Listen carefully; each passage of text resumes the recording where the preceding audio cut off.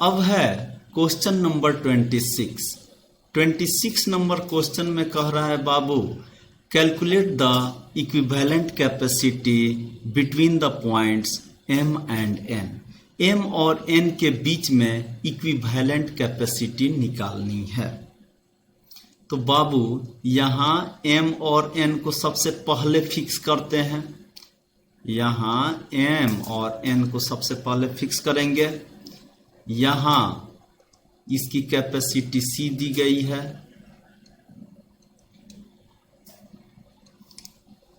यहां C, यहां C, यहां C।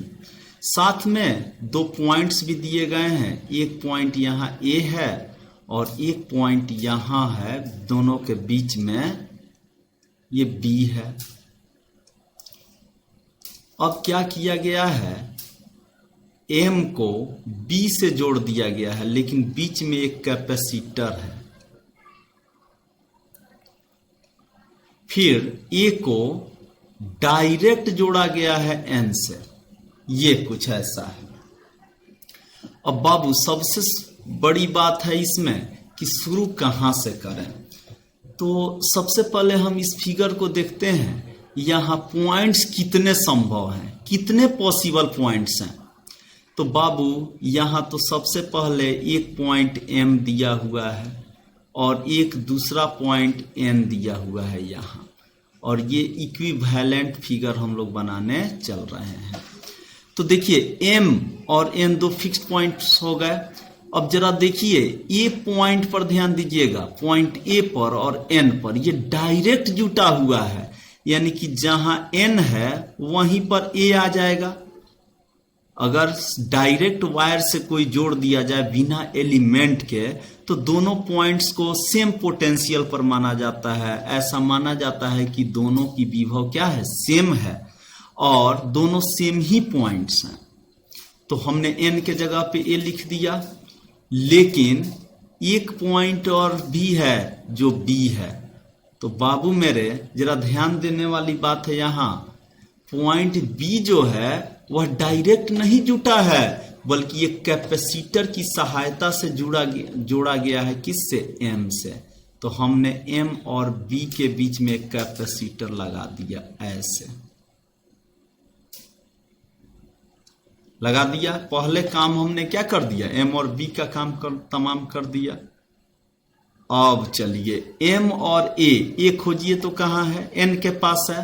तो इसके बीच में हमने एक कैपेसिटर लगा दिया जिसकी कैपेसिटी क्या है, C है। M और B के बीच वाले की भी कैपेसिटी क्या है, C है। अब जरा बात करें A और B की, तो यहां बीच वाला पर ध्यान दीजिएगा, A और B के बीच में एक कैपेसिटर लगा हुआ है। इसको हम लोग क्या कर देते हैं, लगा दिए, ये C। और साथ में B और N के बीच में भी एक है, तो जहां N है वहीं पर तो A है, यानी कि B और N जैसे जैसे क्वेश्चन का है वैसे वैसे हमको करते जाना है। तो बाबू हमने B और N के बीच में, यहां देख सकते हैं आप, B और N के बीच में एक कैपेसिटर लगा दिया। अब इसका रूप निखार के आ गया, निखार आ गया इस क्वेश्चन में। अब आपको क्लियर हो गया होगा। ये देखिए यहां हमने पॉइंट M लिखा, यहां पॉइंट हमने N लिखा। M और N के बीच में हमने एक कैपेसिटर लगा दिया जो कि दिखाई पड़ रहा होगा, C, जिसकी कैपेसिटी है। अब आते हैं नीचे, यहां M और B के बीच में एक कैपेसिटर लगी हुई है जिसकी कैपेसिटी C है। अब जरा देखिए तो इसकी बात करें, B और N की बात करें, तो B और N के बीच में दो कैपेसिटर्स लगे हुए हैं जो कि पैरेलल में हैं। तो पैरेलल को रिमूव किया जाए, यहां फिगर में इन दोनों को रिमूव किया जाए और इसके बदले में एक कैपेसिटर का प्रयोग किया जाए, तो इसकी कैपेसिटी क्या हो जाएगी, 2C, क्योंकि पैरेलल में तो डायरेक्ट जोड़ दिए जाते हैं। तो ये हमारा हो गया 2C। अब देखिए अब कितना क्लियर हो गया होगा आप लोगों को। ये यहाँ M रह गया, यहाँ N रह गया, इसके बीच में एक कैपेसिटर है जिसकी कैपेसिटी C हो गई। और जरा देखिए अब B रिमूवेबल है, B को अब रिमूव करेंगे तो रिमूव कैसे होगा, जब ये दोनों C और 2C जो कि M और B के बीच में C है और B और N के बीच में 2C है, अगर ये दोनों सीरीज में हैं तो इनका इक्विवेलेंट कैपेसिटी यहाँ पे लिख देने में कोई तकलीफ है क्या?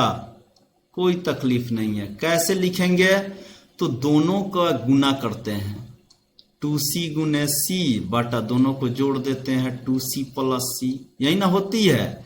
अगर इक्वल नहीं है, अब तो इक्वल नहीं है, तो इक्वल नहीं होने के चलते हमने क्या किया, इसको जोड़ दिया। तो जोड़ने पर बाबू अब हम लोगों के पास हो गया यहाँ 2C स्क्वायर अब बाई 3C, यानी कि 2C बाई 3। अब इन दोनों के बदले में C और 2C का इक्विवेलेंट कैपेसिटी हमने लिख दिया 2C बाई 3।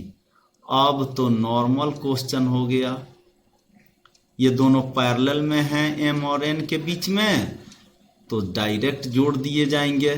तो चलिए जोड़ते हैं C में 2C बाई 3 को, तो ये हो जाएगा 5C बाई 3, यानी कि यहाँ हो गया हम लोगों का आंसर 5C बाई 3।